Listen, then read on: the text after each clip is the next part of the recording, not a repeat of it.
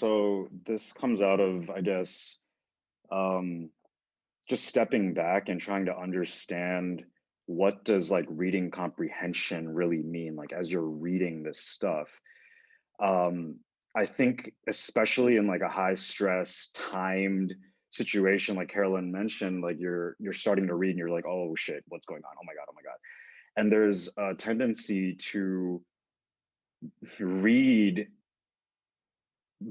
just by like moving your eyes over the text and like mentally pronouncing the words in order, but not actually understanding what you just read.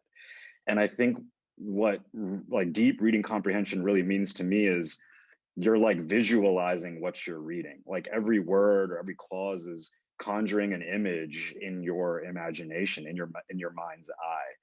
And there's different things that you can do to make that even more like even more vivid. For example, I will try to find somebody in my life who's like somehow stereotypically potentially like the same as the person that this question is talking about.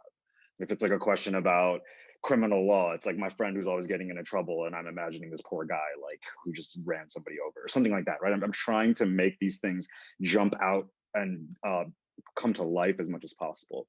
I think another aspect of this is when you're reading, especially multiple choice questions, um, there's a tendency to rush through reading like the prompt, like the informational stimulus, and just rush to the question and answer portion of the question because that's where you score points. You don't score points by reading the intro. You score points by getting to the meat of the question and answer. The problem with that is if you rush through that initial like the meat of it and you get to the question and answers, if you didn't quite comprehend and deeply understand, and in my approach in a visual way, what the situation is up top, then you're going to get into problems in the answer options, and suddenly both B and D look amazing, and you can't, and now you're in this epic dilemma between B and D, and you're staring at B and you're rereading B and you're rereading D, but really the problem doesn't lie there. The problem lies in up top and like really understanding that information well up top. But guess what? When you're, as I'm saying, reading visually, it slows you down a little bit, right? That's just part of it. But it feels like you're moving really, really slowly when you read carefully the stimulus. But when you get into epic debates between answer choice B and answer choice D, suddenly 4 minutes can go by and you don't even realize that, right? And so it's this kind of weird paradox, but like slowing down even a little bit, like taking 5 extra seconds to read that stimulus can often save you many minutes down in the question and answer portion. And so I think this applies to essays as well. Like if you're rereading text, you didn't read it properly the first time. So my suggestion is just read a little slower, and really what you're doing is you're reading at the pace that your mind can conjure images of what you're reading. So if I read like a clause, I get to a comma, I make sure I see that. Then I read another clause, it's denser information, it's confusing information.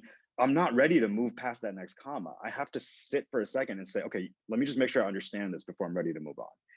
Obviously this is like, it's a little bit of like, subjective. Like you got to make kind of like momentary calls, like, okay, I think I got 80% of that. I just have to finish reading this paragraph. I'm not going to, stay here too long. But if you practice this visual reading thing over the next few weeks, I think that can really help not just your score because you're understanding things better, you're getting things more correct, but it actually saves you time because you're not getting into these like quicksand traps of sucker choice answer choices that they implant in there specifically for the kids who don't read that stimulus very carefully. The other thing I will say very quickly is when you inevitably get caught in these mental traps of shit, I just spent way too much time on this question, and now you're on the next question, but you're like, oh my god, I just spent 6 minutes on the last question. So how many minutes does that leave me for the next 10 questions? And you're doing this math now, or you're like, you know what, I picked B in the last one, but I don't feel very great. I think it was D, and you're like